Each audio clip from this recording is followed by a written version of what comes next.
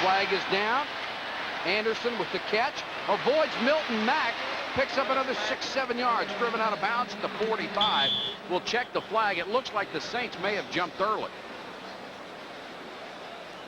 A busy day for the men in striped shirts. Number 94. With a 3rd down and 13, right, which really would have been tough to make a decision, but by his extra effort, they're in a very makeable 3rd down for the Rams. 3rd and 4. Everett pumps, then unloads. Complete sideline, 1st down. Got it out to Aaron Cox. Covered by Milton Mack. Good effort by Everett. We talked about Aaron Cox. Started last year filling in for Henry Ellard. Of course, big shoes to fill. Look at him slam on the brakes. Oh, these guys love playing on this carpet. That's one thing about on AstroTurf. If you're like a back like Dalton Hilliard or a wide receiver like Aaron Cox, you can stop on a dime and give 9 cents change. The Rams have to be very careful of the clock. They're down by 2 touchdowns. There's 9:48 to go in the game. Everett now 15 out of 31, 203 yards. But no touchdown. Damone Johnson, the tight end, to the 40. Well, one thing the Rams are doing with all these pass completions, normally you'd expect a team, if they're throwing the ball, they're going to be caught and time is going to be running off the clock. But they're catching them and getting out of bounds to save that valuable time. And really, the clock is the ally of the Saints at this stage of the game. Gain of only about 3 yards. Damone Johnson was a big part of the passing offense last year. Caught 42 balls. Coming into this game, he'd only caught 17.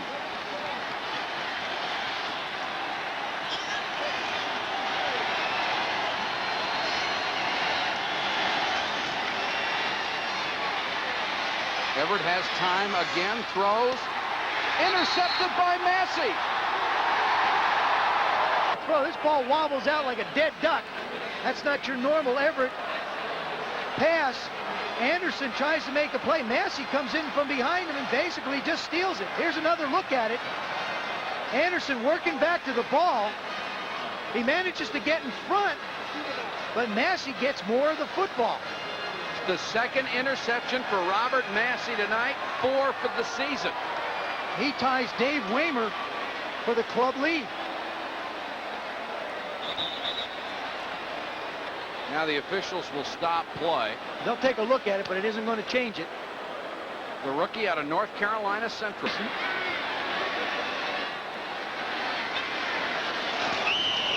Somebody moved early. It looked like right guard. And that's how you can tell with our guys playing. Look at Hilliard's left leg, just loaded with blood. Probably most of it his own. Took a big shot as he crossed the 15, this time out to about the 17 and 14. Hebert taking all the time he can off the play clock. Barely beat 0 that time. Got it out to Lonzel Hill. He'll pick up a couple. Jerry reception, not real big numbers, but he's been quite efficient. And the interception was just a lucky play by Sean Miller after his hand was hit. Wilcher with some pressure. And Hebert has to get out of bounds. And he decked one of the technicians on the sideline holding one of the parabolic mics. Yeah, which may never be the same again, and neither may the technician. We can forget about sound from the field now for a while. Bobby Hebert took care of that. Kevin Green's going to run him out eventually. Hebert and Everett, neither one of them really nifty runners, not the kind of guys who make big plays, but Hebert does a smart thing. He's just not going to put the ball up for grabs. That is Vic on our ESPN crew. Good tackle, Vic. Good tackle. Barnhart on to kick to Henley. He's had a great night. Rams showing only 6 guys on the line of scrimmage. Doesn't look like they want to come after it, and they don't. And Barnhart just hangs another one up there. Henley will try to bring this one back. Can't get to the corner. Excellent special team coverage again. Milton Mackey and a season sweep of the Rams. They're up 17-3. Jim Everett will take over at his own 37-yard line. I think the Rams got to spread them out. I really believe that they've got to try and spread them out. Of course, without Henry Ellard, they can't. They only have 3 wide receivers available to them, and the Saints are just going to pack in all those linebackers and defensive linemen. Corner blitz. And they throw over the middle, complete to Cox, and Dave Waymer unloads. Gain of 23. Boy, Everett had some nervous feet in there anyway. Watch Cox come in. Now, the only reason he's able to get downfield this far, he's got Toy Cook on his horse going the other way. Watch this shot, right part of your screen. Waymer just unloads him. Just unloaded on him. The Rams' running game has totally been held in check tonight. Greg Bell with 13 yards rushing, a season low.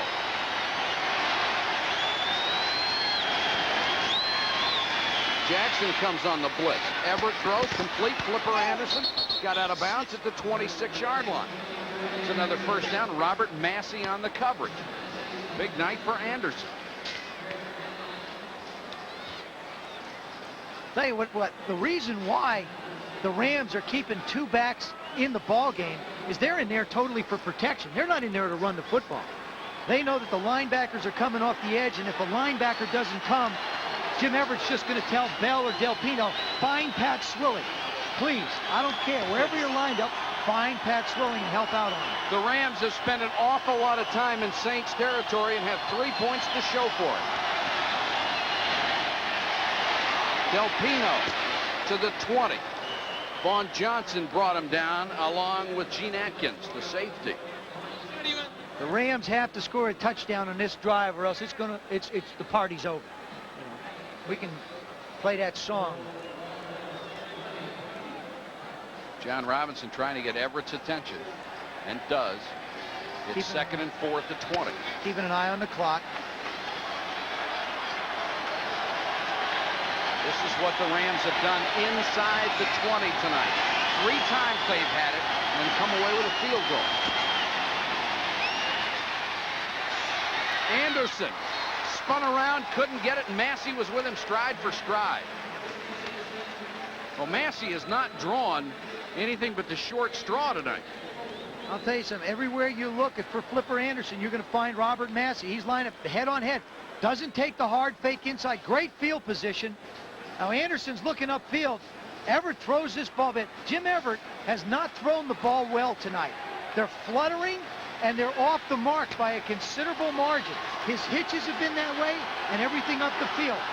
If he tightens up the spiral, he's accurate. Once they start wobbling, who knows where it goes. 3rd and 4. They'll run it with Bell. Forget it.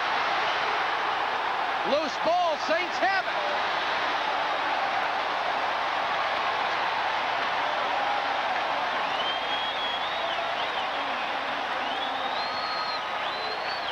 Jumpy Gathers recovers the fumble. Now what a turn of events. Wilkes caused it. And out physical the Los Angeles Rams. They have taken the game right to them and smacked them right in the face. No matter what happens from here on in, the defense deserves a game ball. Dalton Hilliard. They'll just try to work on the clock here. There is a penalty flag down on the play. Sean Miller was in on the tackle.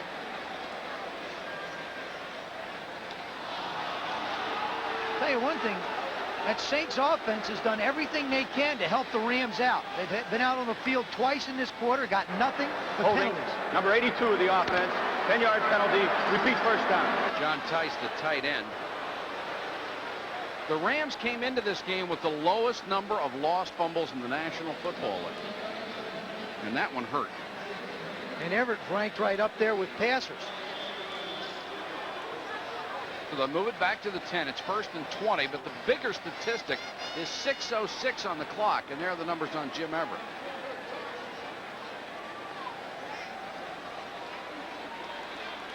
We're under 6 minutes and counting.